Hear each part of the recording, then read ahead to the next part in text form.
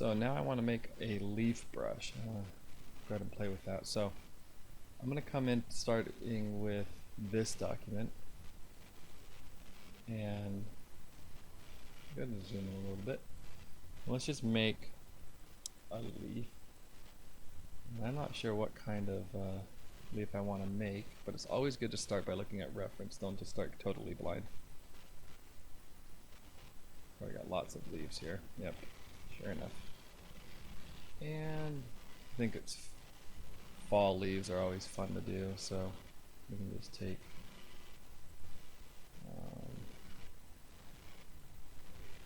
why not just try one of these ones.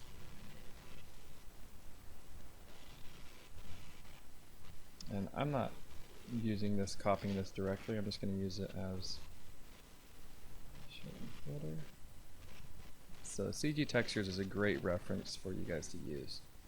So anytime you need to sample a texture, get reference, whatever it is. So I'm going to take this leaf here, just kind of get the shape.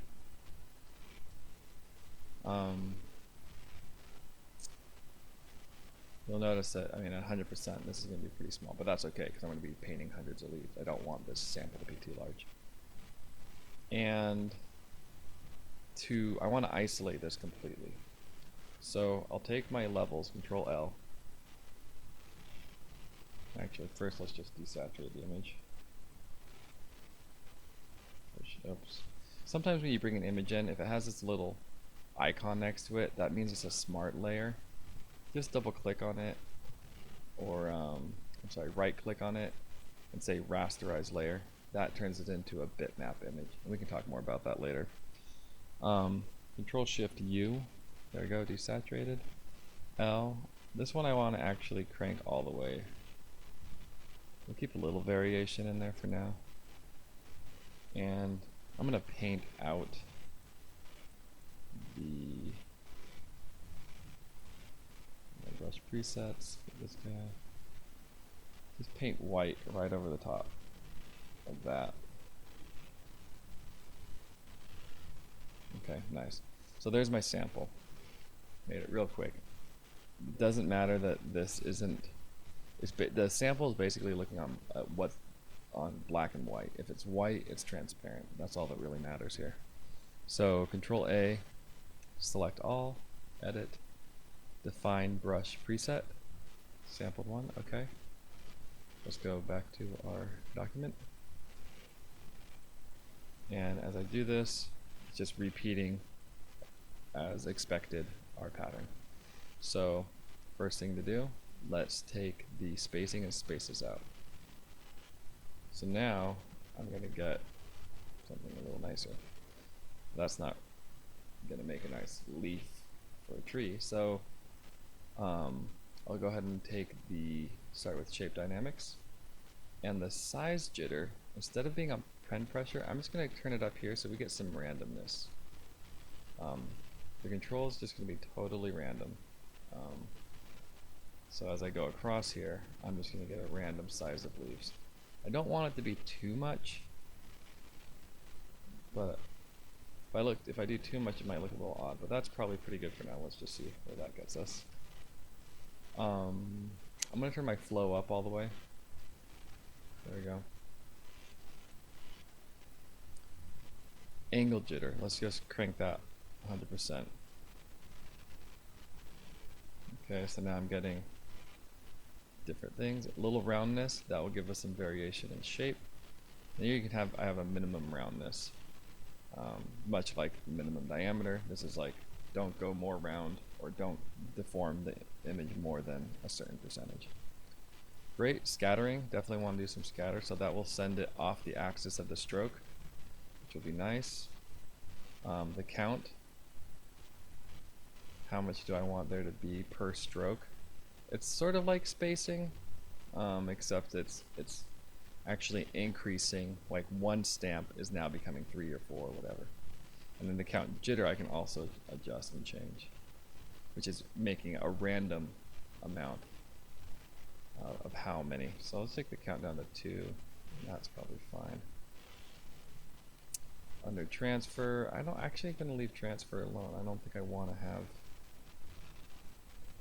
Alright, so now I'm starting to get some nice variety. So let's go into our color dynamics, because that was part of the reason why we wanted to do this. And I'll take this other color and I'll go a little bit more on the yellow side. So the foreground background jitter will now give me a variation of color here. I can also just change the hue and the saturation and those ones to give me some more variety. There we go. And I've got a nice fall. Let's go a little bit redder. So now I get that. And you can see very quickly I can start to build up some nice fall leaves. So now if I'm doing a pile of leaves on the ground, then I need to put those in perspective. So I might go to brush tip shape, and here I can adjust the flatness, and that will help keep. Matter of fact, I'll even go under scatter or shape dynamics. I'm going to turn down my angle jitter a little bit. I want things to just kind of stay. I don't want them to flip too much sideways like that, because that's a little funky. Let's just see how that. If I flip X and Y. That works. I can flip Y jitter. That's nice, because that will occasionally give me. So I can go down a little smaller in the brushes.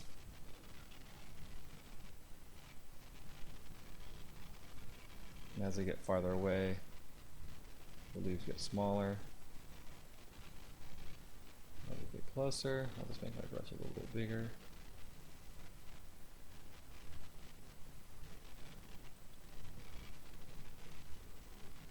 Go, maybe let's go at some green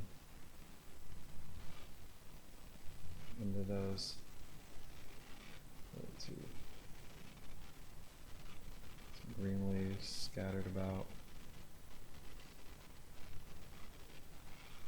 Let's get back into red. So as you can see, I'm really building up a nice big pile of leaves.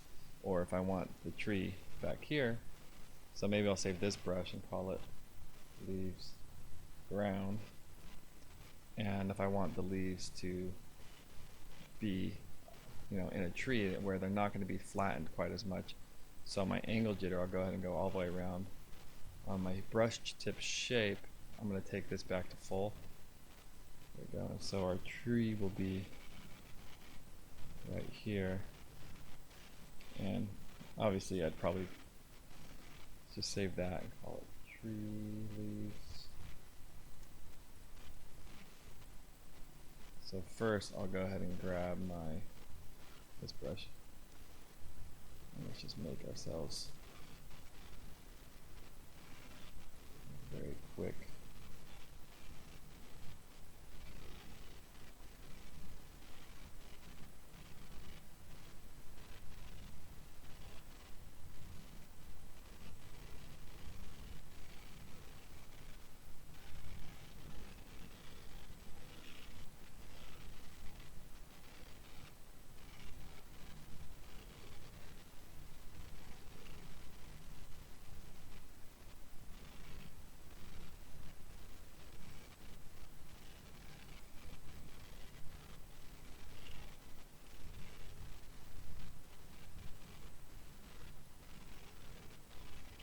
Alright, pretty ugly. Doesn't matter because we're going to try and cover it all up with leaves anyway. So I'll go back to my leaf brush, and now we got some fall colors in it. And I can probably go darker on both these colors and sort of start with some darker leaves. It's nice to build almost like your shadow first, and then I can come back and build some brighter leaves on top, and that will essentially give me lighting. But it's much easier to put the light on top of the dark leaves.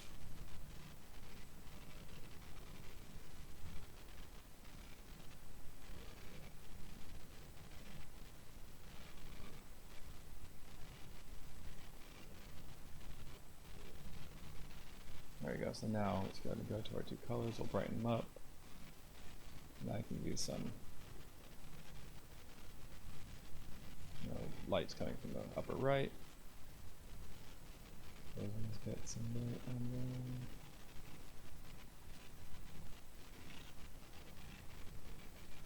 I'm going to go even brighter. Let's get the really bright ones.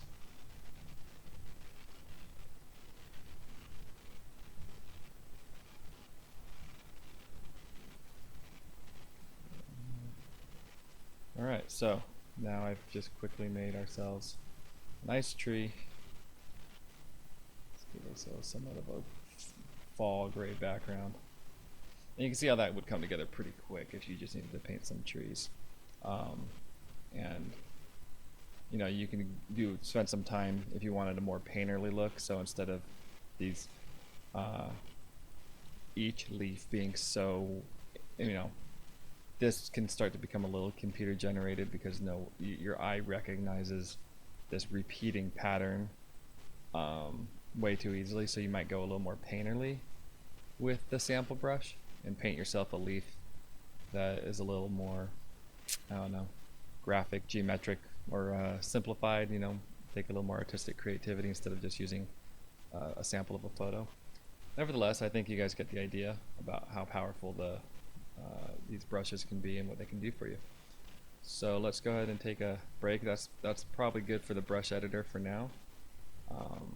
So have fun.